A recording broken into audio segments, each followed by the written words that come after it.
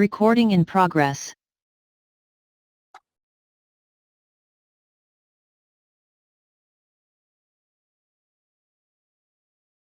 Buenas noches, bienvenidos a su clase del 26 de julio 2023. Les comparto que en atención a lo establecido en el artículo 200 del Código Procesal Civil y Mercantil, que establece que al juicio oral se aplican también los procedimientos, salvo disposición en contrario o norma específica, lo del juicio ordinario. Expresado de otra forma, ¿qué significa el contenido del artículo 200 del Código Procesal Civil Mercantil? Que para poder entender el juicio oral, que por cierto es el primer punto del programa de Procesal Civil 2, es indispensable que conozcamos los actos procesales y el trámite del juicio ordinario y los medios de impugnación. Y acabo de terminar la clase anterior. El objetivo era explicar todo el juicio ordinario. Sin embargo,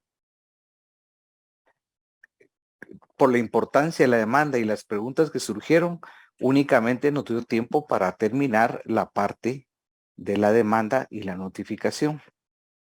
¿Por qué? Porque me manifestaron que nunca habían escuchado el trámite de un juicio ordinario, medio de impugnación, ni siquiera el emplazamiento, etcétera. Solo se habían quedado una parte introductoria y esto es indispensable para el contenido futuro de Procesal Civil Mercantil 2. Tan importante fue la charla, las preguntas muy básicas, que no dio tiempo a terminar el juicio ordinario y llegamos a un acuerdo que el viernes termino el juicio ordinario, que no va a ser objeto de evaluación en Procesal Civil 2, pero sus conocimientos son indispensables para tener un hilo conductor y comprender lo que viene. En función de ello, en conclusión, vamos a dividir la explicación del juicio ordinario en 2 sesiones de clase.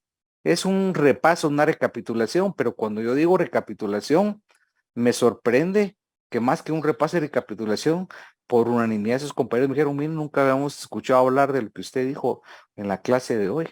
Me dejó más preocupado y al mismo tiempo hace más necesario, ya no es repaso, es que ustedes conozcan la mayoría por primera vez estos conceptos que son fundamentales para poder comprender.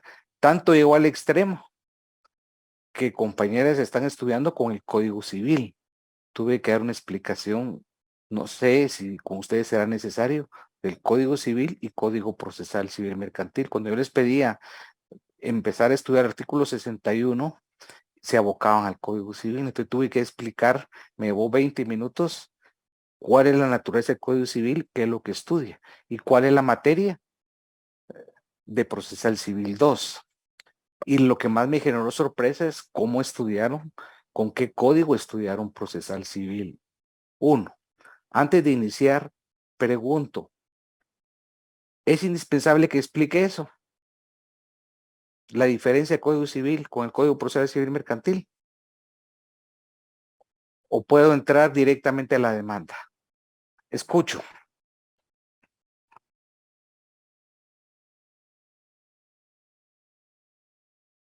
De una vez a la demanda, licenciado. Buenas Perfecto. noches. Sí, entonces vamos a entrar a la demanda y si quiero, Luis, que nos ayude a sus compañeros en 2 minutos a diferenciar cuál es el contenido del Código Civil, qué es lo que regula, y el Procesal Civil Mercantil, cuál es la materia que se destina. Y una Y segunda pregunta, que nos explique, porque sucedió en la clase anterior, los puse a leer el 61 y sus normas no están actualizadas. No sé si Luis en la clase anterior con ustedes les pedí que tuviera un código con las reformas.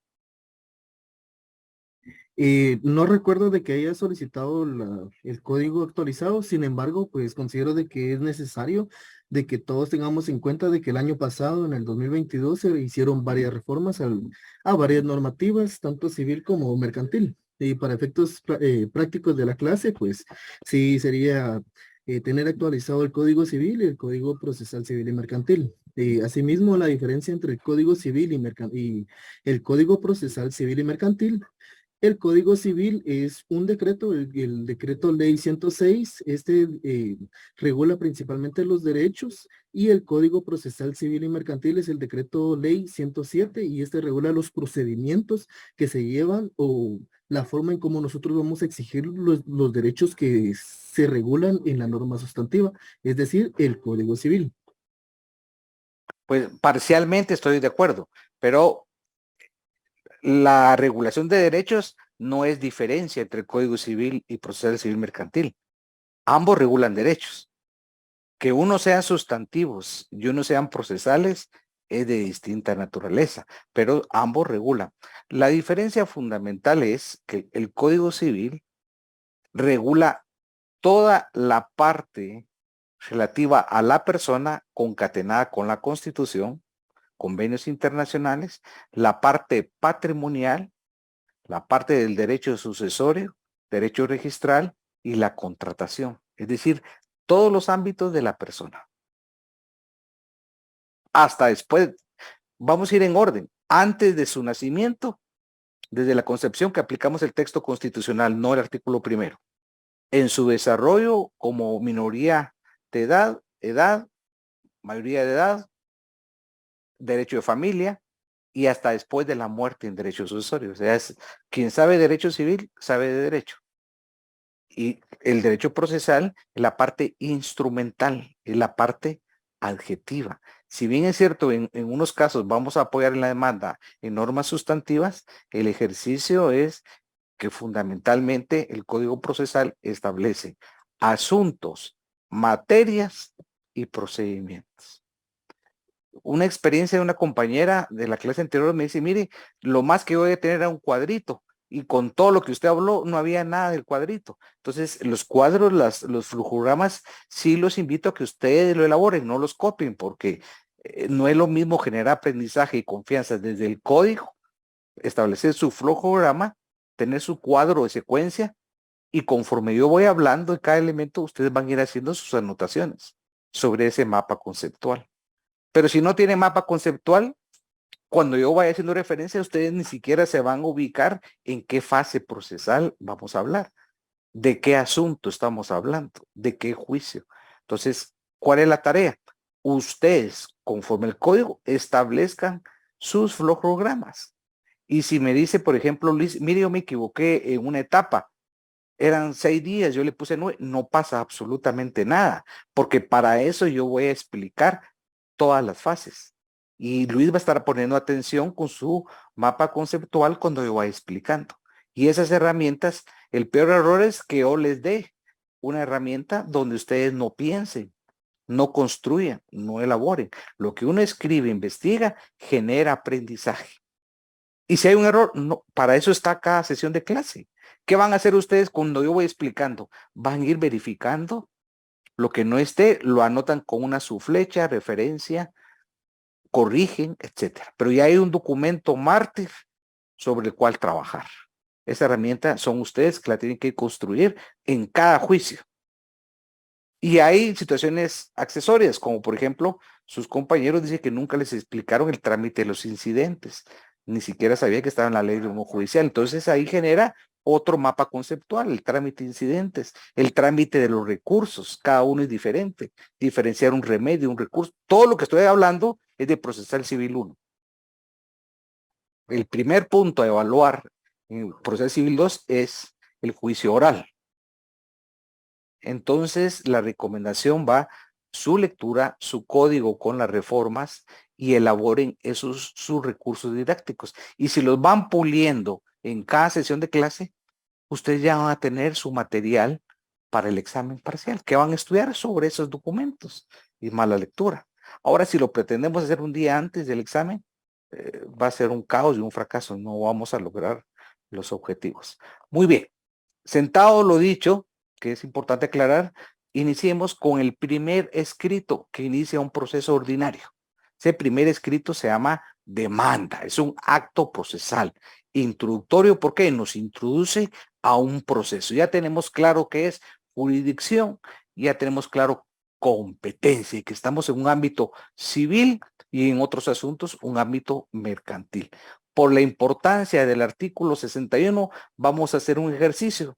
Luis me va a ayudar y voy a ir explicando uno por uno los requisitos. Porque esos requisitos los hablo que son de la demanda, pero el epígrafe dice escrito inicial, de tal suerte que el demandado, cuando conteste la demanda, sentido negativo, cuando quiera interponer excepciones, tiene que cumplir con esos requisitos del primer escrito. Ahí inicia el proceso. ¿Qué estamos haciendo, estimados estudiantes? Estamos construyendo el proceso desde la estructura, desde la parte, pero ordenadamente, para llegar a la cúspide, que es la casación. Vamos a empezar por el primer acto procesal, ir en orden, porque el proceso, el derecho es orden, es forma y es tiempo. El tiempo, la forma y el orden en derecho, que es el debido proceso, son las columnas vertebrales que van a orientar la actividad de la función jurisdiccional. Y les pido que me interrumpan cuantas veces quieran ustedes. No esperemos al final. Si hay un término que yo lo expliqué muy técnico y ustedes necesitan que lo amplíe, un ejemplo, no esperemos al final que yo termine. En la otra sección lo pedí, me estuvieron interrumpiendo y ¿saben qué pasó con esas intervenciones? Benefició no al que lo preguntó, benefició a todos, a todos, a todos, porque muchos por temor no intervienen, no preguntan. Entonces esa duda fortaleció a muchos y yo también lo pensaba. ¿Qué estamos al final? Construyendo aprendizaje, generando un diálogo. Así que cuando ustedes quieran, me interrumpen. Si no me interrumpen, me voy a preocupar. Comenzamos con el ejercicio, todos por favor, código a la mano. Comencemos con el 61. ¿Cuál es el ejercicio? Luis, por la importancia, va a leer el inicio hasta llegar al numeral 1. Me detengo, yo explico el numeral 1. Termino, Luis sigue, con Luis vamos a construir. Luis lee el segundo, yo lo explico. Y así sucesivamente hasta llegar al 8. ¿Le parece, Luis? ¿Está claro la metodología? ¿De acuerdo, licenciado? ¿Le parece el ejercicio que mejor sea individual a comentar todo el artículo? Por la importancia de la norma. Por la importancia de la norma. Bueno, por favor, iniciemos del título cuarto. ¿Cuál es el epígrafe del título 4?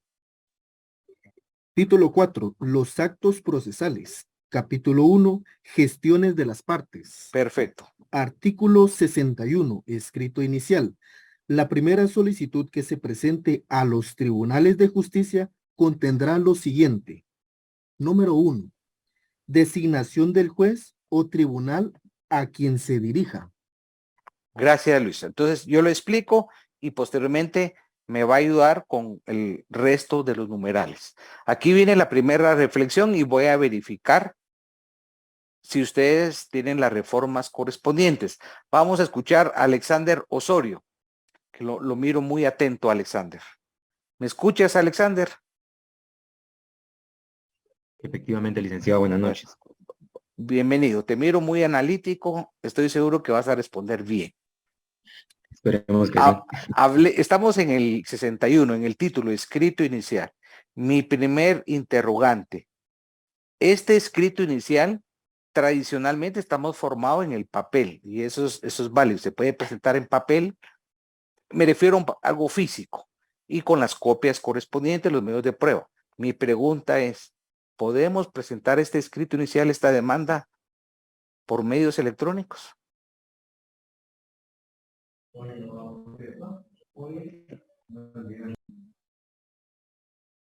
Te puedes auxiliar de tu código. Bueno, si está actualizado, pues. Alexander se perdió su banda ancha. Entonces, Alexander, ¿puede consultar su código? Sí, licenciado, muchas gracias. Ahí voy a verificar si está actualizado o todavía está en la época de Pedro Picapiedra. Yo considero que sí, licenciado, por la...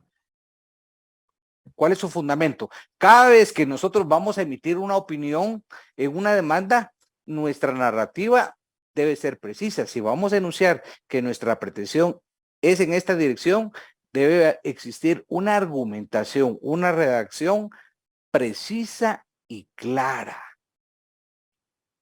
Expresado en otra forma, ¿será suficiente con decir sí o con decir no? Y no solo la narrativa, el elemento probatorio. Lo voy a decir en un término popular. El principio de la carga y la prueba es el artículo 126. Toda afirmación se tiene que probar. ¿Qué dirían mi abuelita? Lo voy a decir en un lenguaje sencillo, pero no es para el examen. Con los pelos de la burra en la mano. Esa frase explica todo, ¿verdad, Alexander? No se le va a olvidar. No para escribirla, por supuesto, ni para decirle al juez, mire, tengo todos los pelos de la burra en la mano. No, es para entender la importancia de una plataforma jurídica, fáctica y probatorio. Pero creo que Alexander no nos está poniendo atención porque está preocupado y le está dando hasta la vuelta a su código para ver si le aparece la reforma y si aparece por obra del Espíritu Santo. Pero yo creo que aunque le dé vuelta, si no tiene la reforma, puede pasar toda la noche y no va a dar la respuesta. ¿Se dan cuenta cómo estamos analizando el 61, que es un artículo fundamental? ¿Alguien levantó la mano que quiere ayudar a Alexander? Por ahí vi Muy la buenas mano, pero se noches. perdió. Bienvenido, Buenas noches, honorable magistrado bienvenido. y compañeros. ¿Cómo Gracias. nos puede ayudar? Licenciado, le soy sincero, de mi parte no lo tengo actualizado ya que pues dejé de estudiar un cierto tiempo. Sin embargo, pues por experiencia de algunos compañeros que tengo, me han dicho que en efecto sí se puede ser electrónico. Es correcto. Es correcto y vamos a aportar. Se dan cuenta, desde el escrito inicial, desde el título, ya implica una reflexión. Deben de tener en su base de datos o en sus archivos el decreto 13-2022. Se Ley de denomina, titulación supletoria. no, Ley de Tramitación Electrónica de Expedientes Judiciales. Lo voy a repetir. Decreto 13-22 del Congreso de la República. Ley de Tramitación Electrónica de Expedientes Judiciales. Y en el tema que estamos hablando con Luis, que son los requisitos del primer escrito de la demanda o contestación de demanda o interposición de excepciones, que sea el primer escrito, es el artículo 7 de esta normativa. El artículo 7 dice: la demanda, el escrito inicial o de primera comparecencia y demás escritos podrán presentarse por medios electrónicos a través de la herramienta informático que para el efecto disponga el organismo judicial. Igual los documentos que se acompañen en PDF y establecer el plazo. Entonces, leamos el artículo 7 en su casa de esta normativa para poderlo fortalecer. Ya desde el título, el 61, ya obtenemos la primera reflexión.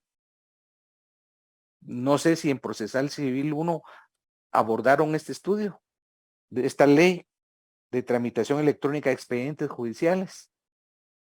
No, licenciado. ¿No? Y lo No, mismo licenciado. sucedió en la otra sección. Bueno, entonces, con más razón tenemos que obtener porque tiene una incidencia procesal, es una norma procesal.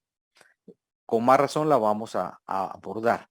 Gracias, Alexander. Luis leyó el primer requisito. Dice: la primera solicitud que se presenta a tribunales de justicia contendrá lo siguiente: designación de juez o tribunal a quien se dirija. Aquí tenemos el primer elemento a estudiar cuando el cliente los requirió de sus servicios profesionales, planteó un tema. Aquí viene el primer tema que ustedes van a decir. La norma dice juez o tribunal a quien se dirija. Entonces, es una labor intelectiva que ustedes van a tener, que van a establecer la jurisdicción y competencia por razón de la materia o por razón de la cuantía. ¿Por qué? Porque también ustedes estudiaron en teoría general del proceso esa competencia por razón de la cuantía. Y la cuantía, si es un asunto civil, tenemos que saber cuál es la cuantía del asunto de reclamo y cómo se calcula. ¿Para qué? Para determinar si es un juzgado de paz civil o si es un juzgado de primera instancia civil. Y si Alexander me hace una pregunta y me dice, ¿es la misma cuantía para toda la República? La respuesta es no, no. Tienen que leer los acuerdos de la Corte Suprema, que no son novedosos. Ya tienen muchos años de vigencia donde establece la cuantía. Y ese requisito lo tienen que tener claro. ¿Qué pasa si Alexander se equivoca? La cuantía era juez de paz y lo plantea de primera instancia. El juez puede rechazar la demanda o bien si le da trámite, la parte demandada va a interponer una excepción. Excepciones si les estudiaron, ¿verdad, Alexander? Sí, licenciado. Entonces va a interponer una excepción de falta de competencia. Así de concreto y puntual es el derecho. Hay una relación de la parte actora a la parte demandada. Si es un asunto de familia, vamos a ver, Josué Estrada, en tu bufete llega una persona y te dice, mire, queremos realizar un divorcio de común acuerdo, un divorcio voluntario. Radican en la ciudad capital. ¿Dónde vas a dirigir tu escrito inicial, tu demanda? Al juzgado de familia. ¿Y qué ¿Escucha? característica? Sí, perfectamente. ¿Qué característica tienen los tribunales de familia en cuanto a este trámite? Josué, ¿me escuchas? No sabría decirle, Lee. En ese punto sí no sabría decir. Bueno, y esto hasta en las redes sociales se está publicando, pues así que hoy un divorcio por causa determinada voluntario, en 8 días ya está inscrita la certificación de la sentencia de RENAP. Se cobra rápido tu estatus libertatis nuevamente. El trámite es muy sencillo, son por audiencias virtuales. Entonces, ¿qué tenemos que hacer, Josué y todos tus compañeros? Entender que las nuevas tecnologías de la información ya no es si yo quiero o no quiero aplicar, ya se aplican en la impartición de justicia. Entonces, ahora, ¿qué sucede si no te actualizas en audiencias virtuales? Y además, en materia de familia, no es el momento, hay reformas al trámite de un modelo que se llama modelo por audiencias. Cuando antes un divorcio voluntario podía llevar 3 años, ahora en 8 días se está dictando sentencia. Cambió el mecanismo, las audiencias virtuales, los principios del proceso se cumplen, la celeridad, la economía procesal. De tal suerte que tenemos que acceder a una notificación, a un casillero electrónico, que es obligatorio. Entonces el actor va a ofrecer su casillero electrónico. Tenemos que entender cómo funcionan esas notificaciones virtuales, cómo se realiza el trámite ante el organismo judicial para habilitar un casillero electrónico.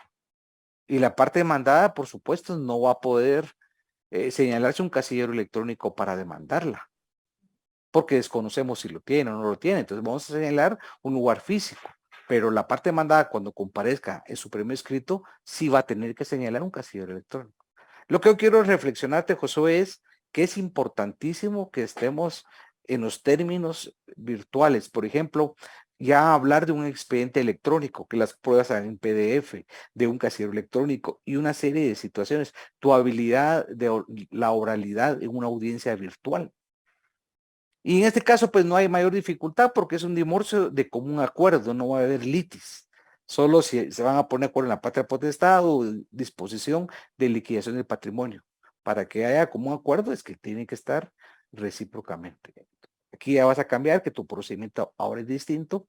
Hay una nueva ley y hay reformas al procesal civil mercantil y a la ley de tribunales de familia. Si alguna vez se te enseñó cómo el trámite de familia, hoy ya es totalmente diferente. Hay un nuevo modelo por audiencias. Entonces, ese es un ejemplo de la necesidad de la actualización, no solo jurídica, sino que la forma de impartir justicia es muy distinta a la forma tradicional del papel clásico. Que todavía sigue el papel, sí, pero los proyectos, las normativas tienden ahora a una política judicial virtual que genera muchos beneficios de distinta naturaleza. ¿Alguna pregunta, Josué? Sí, licenciado, disculpe. Entonces, como dato curioso, cuando no hay litis así en esa cuestión, se anota en un acta, entonces, No, ¿cómo van a estar los acuerdos? no. O creo que tal vez lo Estoy confundí con otro explicando. No, proceso. no, no, no, no, no, no. No quiere decir que un proceso de familia que llegue con divorcio va a desaparecer los formalismos. No, que es más sencillo el trámite, más economía, no quiere decir que vamos a litigar con actas. Va a haber un escrito inicial, una demanda, con la diferencia que ahí en esa demanda, como es de común acuerdo, las partes van a manifestar su intención de divorciarse. Por supuesto, tiene que haber transcurrido más de un año de vivencia conyugal. Si hay menores, tienen que establecer cómo va a caer la patria potestad. Tienen que establecer la garantía de la pensión alimenticia. Si hay patrimonio, cómo va a caer la liquidación. Pero eso se le propone al juez. Son unas bases del divorcio. Y este acuerdo predivorcio, el juez lo va a aprobar desde la perspectiva del interés superior del niño. Pero va a llevar las secuencias y va a culminar en una sentencia. Entonces lo que se emite es una certificación de la sentencia para llevar a RENAP e inscribir el divorcio y que vuelvan a recobrar su estado civil de soltería. Ese es el gran objetivo. Bueno, estamos claros. El numeral 1, todo lo que estamos discutiendo es que primero tenemos que ubicarnos en la competencia por razón del territorio, por razón de la materia, la cuantía. La materia, si es familia, si es civil, si es mercantil. No vamos a entrar a analizar nada de penal ni derecho laboral. Y es importante ubicar ese territorio. Y también la jerarquía, que es juzgado de paz, juzgado de primera instancia. No vamos a ir a plantear a una sala jurisdiccional, por ejemplo, un juicio ordinario. Cuando veamos el sumario contra un funcionario, un juez de primera instancia, ahí sí, pero ahí voy a explicar por qué. Son las excepciones a la regla. De tal manera que el numeral 1 es el primer requisito que ustedes tienen que evaluar. ¿Quién es el juez competente? Y en función de ello, el primer requisito que vamos a escribir en el escrito. Ustedes ya están redactando, ya estamos redactando. El derecho procesal se aprende escribiendo y redactando. Vamos al numeral 2, por favor, Luis, y lo vuelvo a explicar. Estamos ubicados en el artículo 61 del Código Procesal Civil y Mercantil. Por favor, Luis. Numeral 2. Nombres y apellidos completos del solicitante o de la persona que lo represente. Su edad, estado civil, nacionalidad, profesión u oficio, domicilio e indicación del casillero electrónico para recibir notificaciones. ¿Qué está demostrando Luis? Que el código que tiene ya tiene las reformas. En la clase anterior, quien leyó no tenía lo del casillero electrónico. ¿Me explico? Lo voy a repetir. Luis ya tiene la reforma. En la clase anterior no tenía lo del casillero electrónico. Esa es parte de las reformas. Pero tengo la duda. Por ejemplo, Cristian Chur Lorenzana, ¿tu código cómo está en cuanto a lo que acabamos de leer? ¿Tiene esa reforma? No lo tiene, licenciado, Ya únicamente tengo ven, la exacta. anotación. Lo mismo. Sí, y esas tus anotaciones son tan imprecisas y a la larga resultan incompletas, Cristian. ¿Cuál es mi consejo? Comprar un nuevo código, pero no solo nuevo de la portada. No, tenés que verificar que tenga las modificaciones. Entonces, ahí está el ejemplo. En la clase anterior sucedió lo mismo y Cristian. Cristian todavía tiene la anotación, pero la mayoría de la transacción ni siquiera sabía que era el casillero electrónico. Es de cumplimiento obligatorio. Y aquí no se trata si me gusta la tecnología o no me gusta. Es un requisito procesal de cumplimiento obligatorio. Entonces Luis lo leyó con precisión. ¿Qué quiero aclarar del numeral 2? Te pregunto, Cristian. Estamos haciendo referencia a los nombres y apellidos completos del solicitante o de la persona que lo represente. Aquí hay dos supuestos diferentes. No sé si estabas en la clase anterior, Cristian, que yo le recomendé que cuando leamos una norma separemos sus premisas, porque es un silogismo. Y para eso, ¿qué te puede ayudar, Cristian? Las comas y los puntos.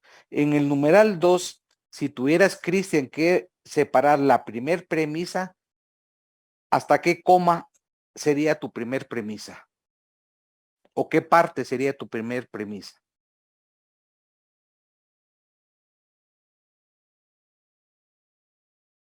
Sería hasta la persona que lo represente. Muy bien, ahí vamos a la primera premisa. Y ahí en esa premisa que la separaste didácticamente, Cristian, contiene dos supuestos distintos.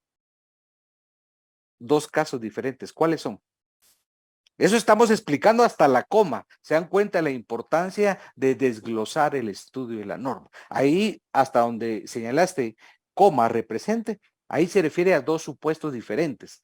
Entonces, gramaticalmente, Cristian, al momento de estudiar las normas, no el Código Procesal Civil Mercantil, cualquier norma, la gramática nos ayuda. Entonces, cuando entendemos el significado de la O, perdón, nos establece que es un disyuntivo. A diferencia que dijera y.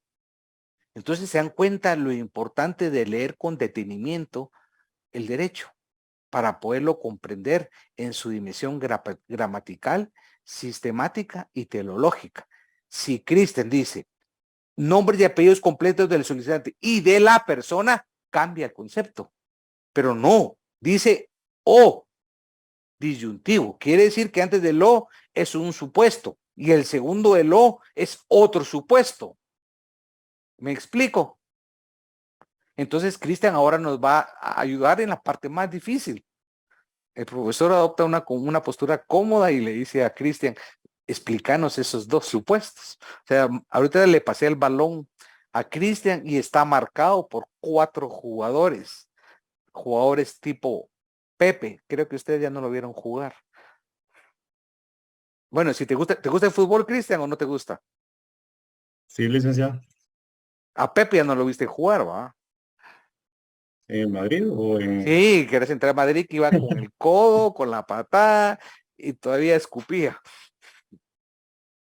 O Ramos, pues. Sí, todavía. O Ramos, Todavía lo vi. para que mires y perfiles. Entonces aquí yo te la estoy pasando una pelota y estás marcado por 4 jugadores de esa naturaleza. Porque es Complicado. difícil la pregunta. Entonces yo quiero que me digas antes de lo, a qué supuesto se refiere. Y después de lo, a qué supuesto se refiere. Según yo lo entiendo, sería el solicitante como tal que actúa en nombre propio o bien Exacto, ahí si está, necesita ahí el está. auxilio. Perfecto. Escuchen lo que dijo Cristian. A nombre propio. Entonces, en ese supuesto, Cristian está diciendo acertadamente que es una persona individual, pero no solo una persona individual, que tiene capacidad procesal y que no basta con la mayoría de edad, tiene la capacidad procesal. Porque, ¿qué sucede si es mayor de edad, pero es una persona que ha sido declarada en estado de interdicción? No puede actuar a nombre propio, a pesar que es mayor de edad. ¿Por qué? Porque ya se le discernió a través de un procedimiento de interdicción un representante legal y sería esa resolución judicial la que sea la certificación de que comparezca el representante legal.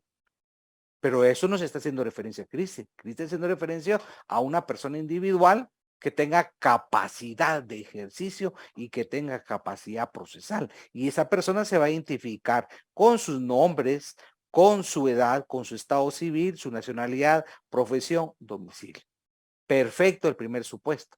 Ahora el segundo, después de la O, es un caso diferente. ¿A qué se refiere ahí, Cristian? En este caso sería el auxilio de un representante. Ah, cambia. Entonces aquí se dan cuenta la diferencia que hizo Cristian. El representante, ¿en qué casos es necesario comparecer? En la demanda, aquí hablamos de la demanda, pero puede ser un primer escrito de contestación de la demanda, puede ser un escrito de interposición de excepciones que comparezca un representante. Entonces la pregunta es, algunos ejemplos, Cristian, que sea necesario que comparezca un representante. Y ahí vamos a ver lo que origina en cuanto a acreditación y a documentos, lo que va a decir Cristian. Cristian lo va a explicar bien, pero trae una consecuencia. Y si no lo hacemos bien, una excepción. Lo que estamos aquí estudiando es el derecho procesal integrado, holístico, desde una visión práctica. Si no lo cumple bien Cristian, la parte mandada va a tener a Josué de abogado y él ya entendió el requisito y va a interponer una excepción, que no voy a decir el nombre. Es decir, esto es una relación dialéctica, una unidad y lucha de contrarios del proceso. Y hay que ser estratégico para poder litigar. Bueno, ejemplos, Cristian, de representaciones. Un mandato. Por ejemplo, un mandato, ese es un ejemplo. Perfecto. Y debe ser no cualquier mandato, tiene que ser un mandato judicial. ¿Y dónde está regulado el mandato judicial? En la ley del organismo judicial. ¿A quién se puede otorgar el mandatario? ¿Quién puede ser? Abogado y pariente entre los grados de ley. Ese es importante. Pero no es el único ejemplo. ¿Qué otros podemos poner? Te voy a ayudar por tiempo, Cristian. Una sociedad mercantil va a comparecer su representante legal. El Estado puede presentar demandas y quien representa al Estado es el Procurador General de la Nación. Y una ONG, por ejemplo, por supuesto, un sindicato. ¿Se acuerda que el Código Civil hace la clasificación de las personas jurídicas públicas y privadas? Y el único persona jurídica que no tiene que acreditar su personería porque está reconocida constitucionalmente es la Iglesia Católica. La Iglesia Evangélica tiene que ser un trámite en el registro de personas jurídicas, que es una oficina del Ministerio de Gobernación, procedimiento de constitución. Pero la Iglesia Católica es la única. ¿Por qué? Porque la propia Constitución le otorga su personalidad. Y aquí estamos hablando, Cristian, ya de personalidad y una personería. Personería es la representación.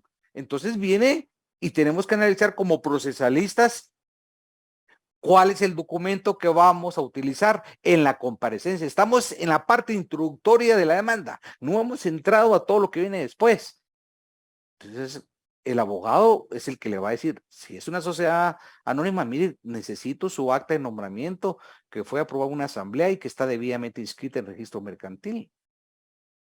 Si es una iglesia evangélica, le va a decir su inscripción debidamente inscrita en registro de personas jurídicas. Si es una cooperativa, en el registro de cooperativas. Así, si es el Estado, va a acreditar el Procurador General con el nombramiento. ¿Quién le hace el nombramiento del procurador? El presidente de la República. Entonces, hay un nombramiento y una acta de toma de posesión. Un alcalde también va a acreditar su personería, porque la municipalidad es una persona jurídica. Aquí entonces tenemos que hacer la diferenciación y el tamiz entre una persona individual y una persona jurídica, que también es llamada colectiva o abstracta, que es un ente incorpóreo que para participar en el mundo de la normativa necesito de cabezas, de brazos y de piernas. Porque es incorpóreo, necesita esta constitución. Así una sociedad mercantil tiene una sociedad, un órgano de fiscalización, uno de soberanía, y el democrático, que es la asamblea, donde se toman las decisiones. Aquí, en conclusión, estamos acreditando personería. No confundamos los términos. Persona, personalidad y personería. Y si Cristian como abogado no acreditó a la personería correctamente, va a venir Josué y va a interponer una excepción de falta de personería. O si comparece un menor de edad, Cristian, o un incapaz, pueden hacerlo por medio de su representante, porque son sujetos de derecho, con la diferencia que no pueden actuar a título personal. ¿Se dan cuenta de la importancia de ese numeral? Solo el numeral 2, todo lo que arrojó, la gran discusión. Y esa es la única forma de poder captar el significado de la norma aplicado cuando ustedes estén redactando. Al momento que ustedes escriban, redacten, cumpliendo con los requisitos, es ahí cuando van a surgir dudas. Es ahí en ese momento cuando van a decir, ¿quién es el juez competente? ¿Dónde está ubicado? ¿Por qué? ¿Será un juez unipersonal? ¿Será un juez colegiado? Igual, la personería es una persona jurídica, lo primero, y eso es fundamental para el derecho notarial, la calificación del notario de una personería, de una representación. Y entonces la última parte importante, la indicación del casillero electrónico para recibir notificaciones. Claros. ¿Estamos claros, Cristian? Regresamos con Luis. El numeral 3, ese también, no hay un precepto, un numeral que no sea importante. El 3 es trascendental. Luis, por favor. Numeral 3. Relación de los hechos a que se refiere la petición. Mónica Monroy. ¿Cómo interpreta este requisito que es trascendental en el escrito inicial llamado demanda o contestación de demanda o interposición de excepciones? ¿Cómo interpreta el numeral 3? Buenas noches, doctora Aguilar, mucho gusto. Bienvenida. Yo considero que la relación de los hechos a que se refiere es que es un breve relato de lo que la persona que está solicitando, de lo que le sucedió y de lo que es su petición. Y la tiene que fundamentar y tiene que comprobar también, más que todo. Sí, va conectado a lo que usted acaba de decir acertadamente, Mónica. Ahora, siempre en esa línea que usted lo explicó bien, ¿cuál es la importancia de relatar esa narrativa de una forma clara, puntual, concisa y que vaya vinculada o congruente a la petición? ¿Cuál es la importancia en la demanda? O contestación de demanda, depende. Pues es la base, pienso Es yo, correcto. que tengo que explicar en una forma clara y Así concisa es. para poder sustentar mi petición. Así es. ¿Qué es lo que está explicando Mónica? Es lo que se llama argumentar. Argumentar es dar las buenas razones de mi petición. Argumentar, lo que dice Mónica, es razonar, explicar el por qué y para qué de mi tesis que estoy enunciando, porque aquí se estoy desarrollando y construyendo una narrativa de hechos que es una tesis, porque la demanda y el proceso judicial se reduce en una plataforma fáctica, jurídica y probatoria. Importante lo que acabo de decir y lo repito, es una plataforma fáctica, hechos, es lo que está explicando Mónica. Jurídica, fundamento de derecho, y probatoria, lo que vamos a explicar en cuanto a la necesidad de cumplir con un principio que se llama la carga de la prueba, artículo 126. Toda la afirmación de esta proposición de hechos, Mónica, si ustedes ven, ya mencionó la prueba, se adelantó, porque la narración de hechos tiene que ser un hilo conductor en estrecha relación con la prueba. No puedo presentar una prueba que sea impertinente, que sea diferente a los hechos. Tiene que ser útil. Entonces, cuando Mónica está pensando en su argumentación y su razonamiento, al mismo tiempo va a pensar cómo construyo mi elemento probatorio. Porque al final lo que quiere es probar su pretensión al juez, persuadirlo que su razonamiento tiene un respaldo probatorio, pero tiene un respaldo también de una lógica estructurada desde un argumento y razonamiento judicial. Vale la pretensión. Y para esto ella va a escribir de forma ordenada. Sus ideas van a estar claras. Primer apartado, refleja también una situación cronológica. Orden es cronología. Entonces ella que va a comenzar en su primer apartado de hechos, antecedentes. El juez no conoce los antecedentes ni el contexto. Antes de llegar al sustrato de su petición, va a poner antecedentes. Ejemplo, ella va a plantear un juicio ordinario de nulidad de un contrato, adoleciendo que no hubo consentimiento, va a poner antecedentes. Primero, en apariencia se celebró un contrato de fecha XXX, pero al mismo tiempo ya va pensando en el elemento probatorio. Y aquí su elemento probatorio, uno de los primeros documentos que va a juntar es el contrato propiamente dicho. Y ahí pone antecedentes. Se suscribió un contrato en estas características. Hasta ahí. Ahí no ha hablado de su pretensión. Ahí no ha hablado de los vicios, del consentimiento. Ahí no ha hablado de la norma aplicable. Antecedente. Introdujo al juez a un escenario procesal. Y ese escenario procesal le está diciendo, aquí está mi razonamiento como antecedente. Posteriormente, si su pretensión es nulidad del negocio jurídico, va a explicar por qué no hubo consentimiento, por qué hubo un vicio en la voluntad. Va a demostrar que esa firma, la escritura tiene fecha hace 2 años y la aparente firma, la persona falleció hace 15 años. Ya ni siquiera va a tener necesidad, Mónica, de presentar una prueba pericial de un informe grafológico diciendo que los rasgos de la firma no.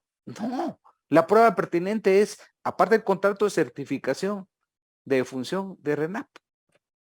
y por lo tanto un muerto no pudo haber firmado. Y por lo tanto, ¿qué hay? No hay consentimiento y consecuentemente no hay contrato. Ahí explicó todos esos vicios. ¿Cuándo murió? La fecha de la escritura, no hay consentimiento y las consecuencias. Y después de ese silogismo viene otra pretensión de Mónica. ¿Cuál es lo que persigue? La declaración de esa nulidad absoluta del juez. Y en consecuencia, que si fue un inmueble, por ejemplo, que está inscrito en el registro de la propiedad, la gran pretensión es que en esa sentencia de juez declarativa ordene la cancelación de esa inscripción registral, Mónica, por ser un contrato nulo de pleno derecho. En otras palabras, ¿qué es lo que está pidiendo Mónica? A través de toda esa narrativa, que las cosas vuelvan al estado anterior, que hay un efecto retroactivo, porque técnicamente no hubo contrato. Entonces ese traslativo dominio fue viciado.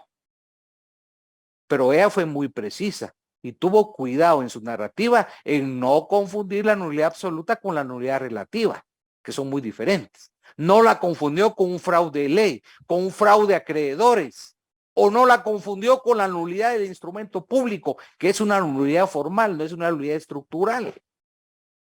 Esto es un trabajo muy técnico, si se quiere hacer bien, correctamente. Ahora, si va a ser una demanda confusa, redactada de una forma ambigua, contradictoria, estoy arrojando todos los elementos para que la parte mandada interponga excepciones o bien hasta pueda contrademandar. No sé si quedó claro la explicación de este numeral, Mónica, que al final es una columna vertebral, pues, del escrito. Y a la larga, cuando se dé el hecho controvertido sea cuando se contesta la demanda, sobre eso va a versar. Y ahí viene la parte importante de haberlo redactado correctamente. Quedamos claros, ¿verdad, Mónica? Aunque usted ya lo había explicado bien. Lo que yo dije creo que estaba de más, pero ejemplos ayudan a fortalecer. Un ejemplo ayuda muchas veces más que 20 páginas de doctrina. Gracias, Mónica. El numeral 4, por favor, Luis. Numeral 4. Fundamento de derecho en que se apoya la solicitud, citando las leyes respectivas. Bueno, Luis, ahora lo quiero escuchar. ¿Qué entiende usted por el numeral 4? Es atendiendo al literal, pues se copia literalmente el artículo o los artículos en los cuales yo fundamento la petición de mi derecho propio. O de que se me proteja. De acuerdo. Luis dice, escuchen lo que dijo, se copia. Es decir, en ese apartado casi es una transcripción. Pero con eso no estoy cumpliendo que mi pretensión sea fundamentada en derecho. En ese apartado, formalmente Luis cumplió y transcribió, pero eso no me exime de la obligación que en la narrativa que explicó Mónica, vayamos haciendo una narrativa encuadrable a un artículo. Es decir, no es copiar y pegar el artículo, es analizarlo en su ratio. ¿Qué es la ratio? Es la esencia, el por qué. Ejemplo, Mónica, en la nulidad absoluta del negocio jurídico, va a estudiar y analizar la aplicación del artículo 1251 del Código Civil, que establece los requisitos esenciales para la validez y eficacia del negocio jurídico son el objeto lícito posible determinado, la capacidad contractual y un consentimiento libre de vicios. Con uno solo de los elementos esenciales del negocio jurídico que falte, no hay contrato, hay una nulidad absoluta. Entonces ella va a aludir a la norma, diciendo no hay consentimiento, se aplica esa norma. Y también si las cosas van a volver al estado anterior, va a citar la norma del registro de la propiedad que dice que una inscripción no convalida un acto nulo. Es decir, si alguien dice, es que este acto de firma de muertos se convalidó porque tal registro lo inscribió, no. Eso es lo que genera responsabilidad para el funcionario que inscribió un acto jurídico viciado desde nacimiento. No lo puede legalizar. Y dependiendo de los asuntos, hasta responsabilidad penal puede originar. ¿Por qué? Porque no hay personalidad. Hablamos de una persona jurídica. Entonces Mónica va a aplicar el 1151, aludiendo a la nulidad del negocio jurídico, por ejemplo. Por favor, Luis. Numeral 5. Nombres, apellidos y residencia de las personas de quien se reclama un derecho, Si se ignorare la residencia, se hará constar. Dos aspectos importantes. Aquí tenemos que diferenciar los términos domicilio, habitación y residencia. Las personas jurídicas no tienen residencia por su naturaleza. Las personas individuales sí. Entonces, aquí hay que tener cuidado si la residencia la conocemos de una persona individual, la vamos a señalar. Entonces, si es persona jurídica, decimos que por carecer de residencia se le puede notificar en su domicilio social, en su domicilio tributario. Y si ignoramos, podemos decir si es persona individual, ignoro su residencia, pero puede ser notificado en tal sector. Y al comparecer ya tiene que señalar un casillero específico. El numeral 6, por favor, Luis. La petición en términos precisos. La petición es fundamental y tiene que ser congruente con la narrativa de hechos. Y la petición, perdón, la vamos a dividir en dos partes. Su petición de forma o de trámite y la petición de fondo o de sentencia. Y ahí vamos a dividir. Es bien importante saber cómo pedimos y qué pedimos. ¿Depende de qué? Depende de la pretensión y del proceso que estemos iniciando. Y hay que tener cuidado con los términos. Por ejemplo, si es un juicio en la vía premio, no vamos a pedir en la petición de fondo que se dicte sentencia. Lo que vamos a lograr es que el tribunal y los auxiliares de justicia se rían de nuestro escrito, porque en la vía de premio no hay sentencia. Hay un requerimiento de pago. Ya cuando estudiemos los juicios ejecutivos lo voy a explicar. Entonces tenemos que ser bien cuidadosos en saber redactar nuestras peticiones de trámite y de fondo. ¿Y cómo se logra? Escribiendo, cometiendo errores y estudiando. Ensayo de error, ensayo de error. Pero si no escribimos, no redactamos, no vamos a poder diferenciar qué es una petición de trámite y una petición de fondo. Por ejemplo, cuando ofrezcamos la prueba, hay una frase que no puede faltar, decir que se realice con citación de parte contraria. El principio del hecho contradictorio. Y tener claro que la prueba que hicimos referencia tiene 4 fases. Primero la ofrezco. ¿Dónde se ofrece? En la demanda, o bien en la contestación, o en la interposición de excepciones. Cuando estamos en el periodo de prueba, el juez admite, si se cumplió requisitos de ley, admite, ¿para qué? Para diligenciarla dentro del periodo de prueba. Y después, si la admite, la otra fase de la prueba se llama diligenciarla. Eso significa llevarla a la práctica. Por ejemplo, ofrecimos un reconocimiento judicial, el juez va a constituirse y asesorado por expertos o peritos al lugar donde se propuso, o la cosa, dependiendo sobre qué ver es el reconocimiento judicial. Ese es diligenciarlo, es practicarlo. Si es un documento, es cuando ya lo incorporamos al proceso, en atención al principio de la comunidad de la prueba. Pero nos falta una etapa, la valoración de la prueba. ¿Dónde se valora?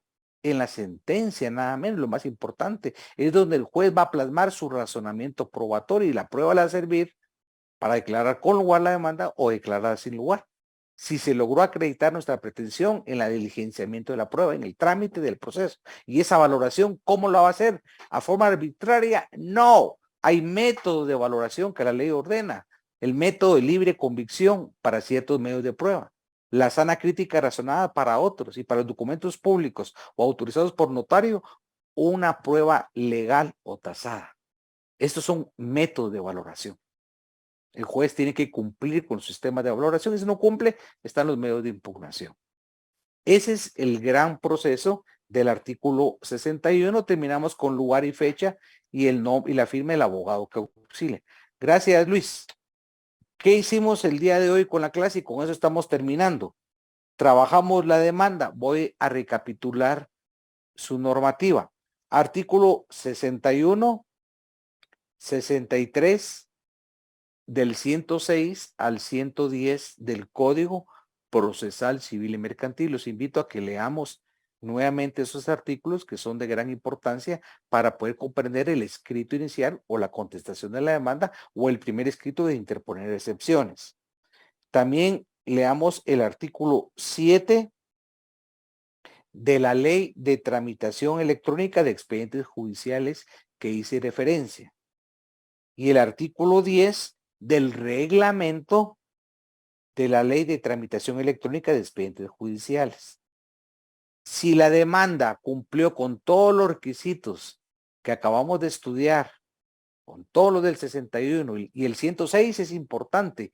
¿Quién me hace favor de leer el 106? Que va vinculado al 61. Ustedes en su código pueden anotar un artículo del 61, conectarlo al 106 y 106 al 61. Por favor, Luis, me ayuda con el 106. De acuerdo, licenciado, artículo 106, contenido de la demanda. En la demanda se fijarán con claridad y precisión los hechos en que se funde, las pruebas que van a rendir y los fundamentos de derecho y la petición. El 106, ¿qué está haciendo? Sintetizando la mayoría de requisitos del 61. Es lo que Mónica explicó. La narrativa, que es la tesis argumentativa, el elemento probatorio, incongruencia, la petición y el fundamento de nuestra pretensión. Ese artículo es sumamente importante. 2 líneas, pero de un gran calado, de un gran contenido muy importante. Que ese se complementa con el artículo 61. De tal suerte que si la demanda cumple con todos los requisitos, el juez va a dictar la primera resolución donde le da trámite y notifica a las otras partes. Vamos a escuchar. ¿Alguien quiere explicarme qué es una notificación? Damos un espacio ya abierto. Quien quiera participar. Si no, invitamos a Johanna del Carmen a que nos explique. Johanna, ¿qué es una notificación? Porque si estamos hablando de la primera resolución de trámite, donde se le dio trámite a la demanda, el acto seguido es una notificación. Pero antes de saber la notificación, tenemos que dar una explicación. Johanna María del Carmen, ¿me escucha?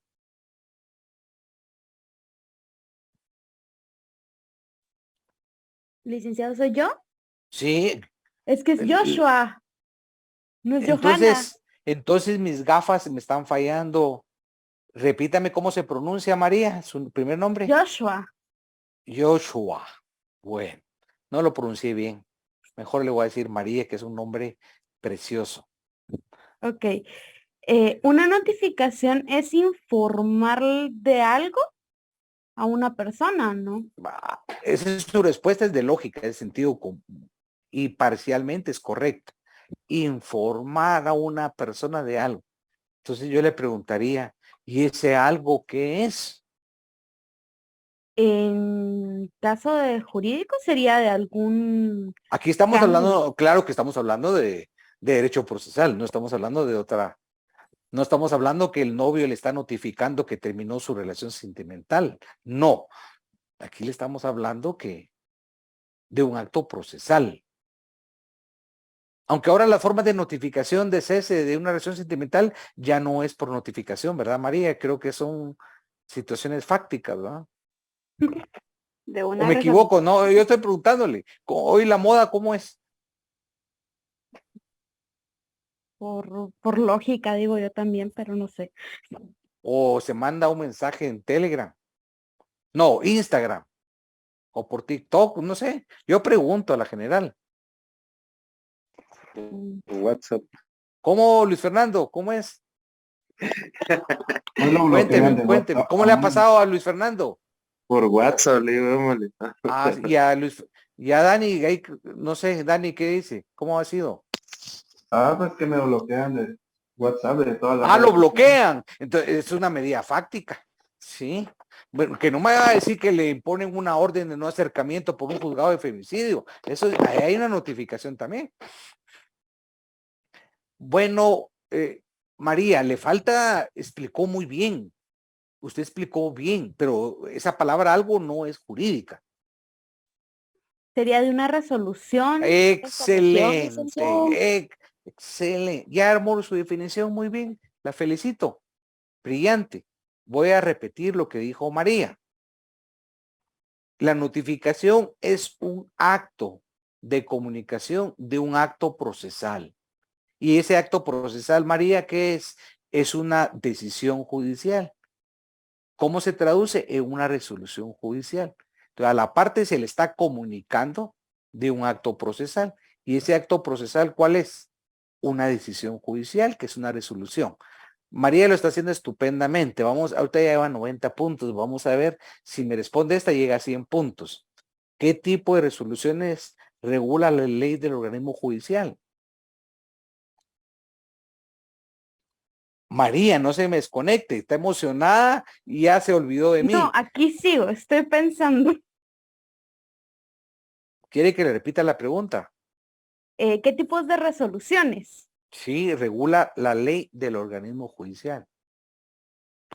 No me acuerdo, licenciado. Bueno, ahí Leslie está levantando la mano, le va a ayudar. Gracias por participar, María. Licenciado, yo me recuerdo que es autos, decretos o sentencias. Yo le quitaría el O, Leslie. Ok. Entonces, repitamos, Leslie, sin el O y agreguemos el I. Bueno, La pregunta es cómo se clasifican las resoluciones judiciales. Es correcta su respuesta, pero quitemos el O. ¿Cuáles serían, Leslie? sería autos, decretos y sentencias. Muy bien. En el orden de menor importancia a mayor importancia está bien. Podemos decir decretos, autos y sentencias. Y hay autos también interlocutorios. ¿Y por qué es importante eso, Leslie? Porque en función del tipo de resolución, así va a ser el medio de impugnación que vamos a plantear. Importante. Porque estamos hablando en el ejemplo que la demanda cumplió con todos los requisitos y se dictó la primera resolución que se le dio trámite.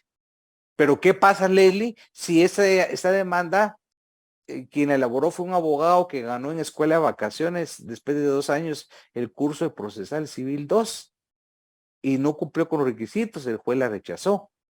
Entonces, aún así, puede ser objeto de impugnación. Porque estamos viendo el aspecto que se le dio trámite, pero el otro lado de la moneda también es si esa demanda fue rechazada por no cumplir requisitos. Entonces, también a la parte de que planteó la actora le existe un derecho de impugnación.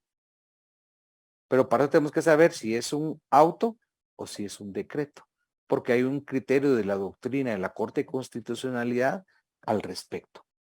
Y para terminar, siempre con la demanda, un aspecto importante.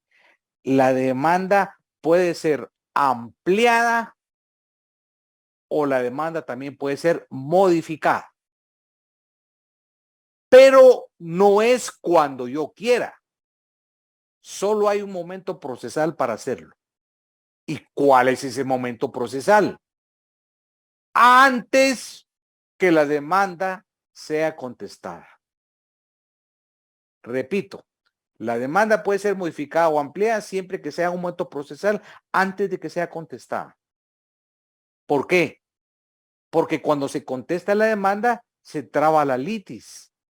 ¿Y qué significa trabar la litis? Se están fijando los hechos controvertidos sobre los cuales va a versar el proceso. Y esos hechos controvertidos van a ser sobre los elementos de prueba. Va a ser lo que el juzgador va a analizar. Y ya fijados los hechos controvertidos, ya no podemos modificar o ampliarla.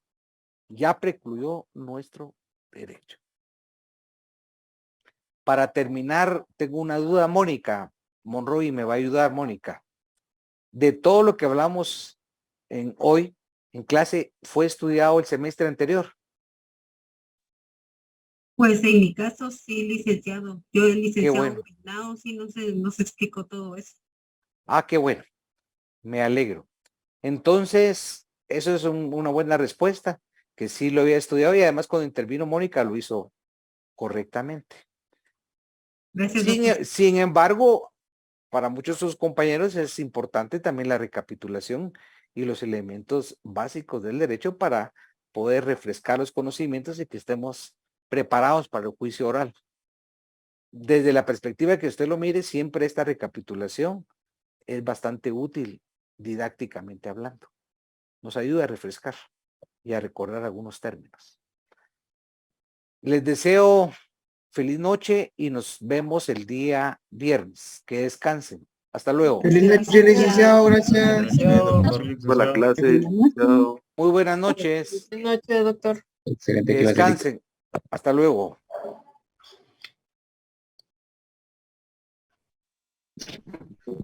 Feliz noche, licenciado. Buenas noches.